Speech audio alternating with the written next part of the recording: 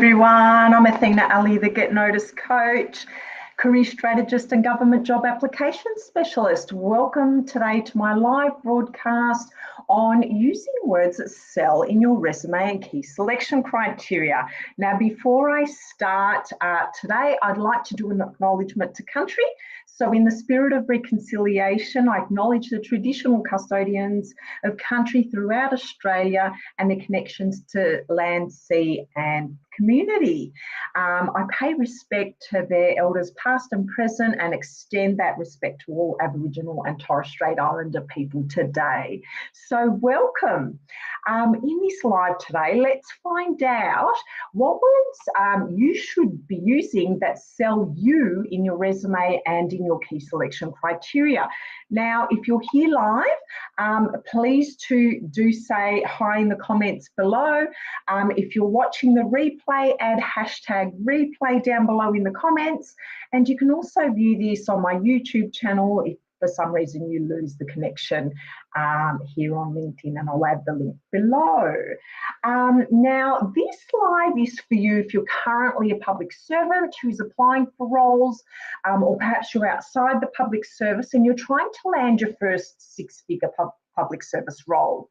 And it's you've probably applied and you either don't hear anything back, or you're not provided with any feedback at all, or maybe you can't get in contact with the contact person to find out why you're not being shortlisted, or when you do finally get through, you're getting generic responses saying that people who did get shortlisted had more experience than you in a particular area.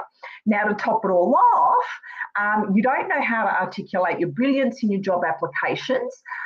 Perhaps you're not confident that you meet the criteria in the first place, or if you do, you're not sure how to knock their socks off so that they're impressed enough to bring you in for an interview. And, you're probably, staring at a blank screen and frustrated that you've got to amend or tweak your application yet again for another role. And so therefore you're not confident that you will land an interview again. Okay, so let's try and fix that for you today, because 9 times out of 10, when I see resumes or key selection criteria that come across my desk, it's usually because of these couple of things. Okay, now the first thing is you really have only one chance to make a first impression. So it's super important that you use keywords, okay? Make it easy for the reader to find the information they're looking for with a structure and format that's easy on the eye and directs them to that crucial information that they need to see first. And the first words they usually want to see are the keywords for the role. Okay, if you're applying online through the department website, it's also crucial to use these keywords, because if they're using an applicant tracking system, which is basically like a scanner that looks for keywords or phrases in your application to shortlist you, you need to have these keywords in your application. So do your research on the job description, on the job ad, any information about the organisation and the department you want to work in, and figure out what's important to them and use these keywords throughout your resume or key selection criteria sparingly, not overusing keywords, okay? Now, another thing is stop using vague statements, okay?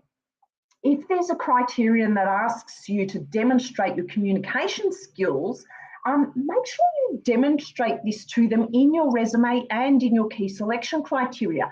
You've got the perfect opportunity to make a great impression with your communication skills right here. So don't put statements in, vague statements like, I have excellent communication skills. So what? Everybody else can say the exact same thing. The only way you can show them that is to prove it. So prove it with metrics, prove it in the application you're actually making, okay? And the third thing is use power words, okay? Now, power words can also be called action verbs or success verbs, just depends on who you're talking to, I think. But use these at the beginning of your sentences in your resume, or even in, as part of your key selection criteria responses. So they make sentences more succinct and tell me in a few words what you've achieved or the outcomes you've previously accomplished. So, for example, if I use the word transformed, that word alone tells me that you changed something from what it was to what it is now, and you did it so significantly that it made some sort of a difference. Now, do you see the difference that even just that, saying that whole sentence as compared to saying transformed, that makes a difference, because transformed says a lot just in one word, and it helps you make your sentences more succinct, okay? So that's the end of the live today. It's a nice short one today on the types of words you should be using in your resume and key selection criteria to make your application stand out, and so that you're shortlisted for jobs, so that you don't have to keep applying and applying and applying and tweaking all your job application documents every time. You want to land the job, the one that you really want, okay? So that's the end of my live today on tips on how to use words or phrases to power up your resume so that you get shortlisted for a six-figure public service role. And those three things are using your keywords, don't use vague statements, and use power words or action verbs. Now, if you'd like to download my 64 words that convert your resume to interviews for a six-figure public service job, you can do that right after this live. I will pop the link down in the comments below for you to access that document. They're all the types of words I use in resumes and key selection criteria that I write for my clients that will help you too. So feel free to download that. If you're ready to apply for a role and you still don't know what to do when you're not sure how to get shortlisted, send me a message. I'd love to have a chat with you or discuss with you how I can actually help you land the role that you want. I hope you have a wonderful day. It's a beautiful sunny day here in Melbourne. I hope you're all having a great day, and I'll catch you next week.